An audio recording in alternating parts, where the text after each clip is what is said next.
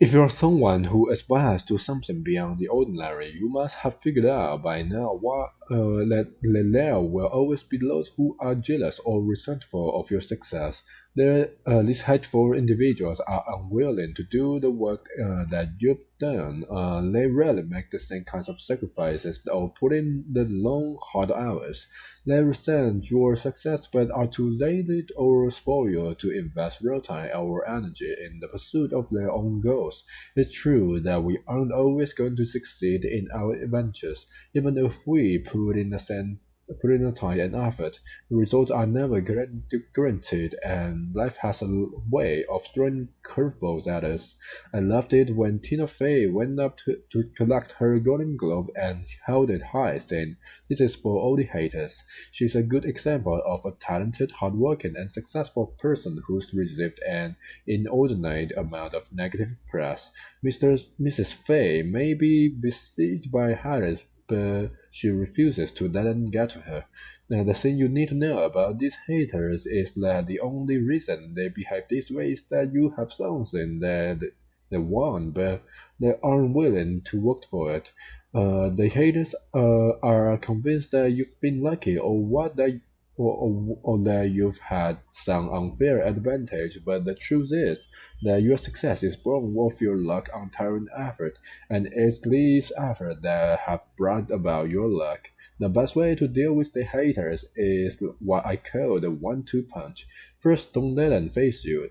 Be happy about your success and proud of your accomplishment. Letting the approval and the recognition from affirming, supportive people, and never doubt that you deserve all this. The haters are angry, jealous people. What they think or say is ultimately meaningless. Next, the more the haters harass you, the more you should be motivated to succeed. They want to undermine you, but your response should be to work much harder in order to increase your level of success.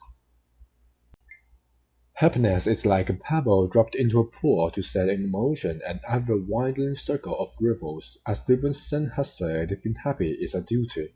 There is no exact definition of the word for the word happiness. Happy people are happy for all sorts of reasons. The key is not wealth or physical well-being, since we find beggars, invalids, and so-called failures who are extremely happy.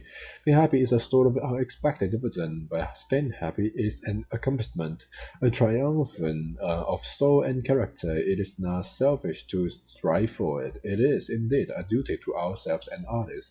Being unhappy is like an infectious disease. It causes people to shrink away from the sufferer. He soon finds himself alone, miserable, and embittered. There is, however, a cure so simple as to sin. At first glance, ridiculous. If you don't feel happy, pretend to be. It works. Before long, you will find that instead of repelling people, you attract them. You discover how deeply rewarding it is to be the center of wider and wider circles of goodwill. Then the make-believe becomes a reality. You possess the secret of peace of mind and can forget yourself in being of service to others. Being happy, once it is realized as a duty and established as a habit, opens doors into unimaginable gardens strewn with grateful friends. I've opened the curtain of my east window here above the computer, and I sit now in a holy theater before a scheduled stage. A little cloud above the neighbor streets resembles Jimmy drawing his nose for a while, then becomes amorphous as it slips unnoticed. Other clouds follow, big and little and tiny on their march toward wildness. Whispers of them lead or droop because they must always be leading or drooping. The trees seem to laugh at the clouds while yet reaching for them with swaying branches. Trees must think that they are real, rooted somebody, and that perhaps the clouds are only tickled water, which sometimes blocks their sun. But trees are clouds too, of green leaves. Clouds that only move a little. Trees grow and change and dissipate like their airborne cousins, and water and I bear a cloud of thoughts and feelings and aspirations. Don't I put out tentative mist here and there? Don't I occasionally appear to other people as a ridiculous shape of thought without my intended to? Don't I drift toward the north when I feel the breezes of love and the warmth of compassion? If clouds are beings and beings are clouds, are we now all well advised to drift, to feel the wind tucking us in here and poking us out there?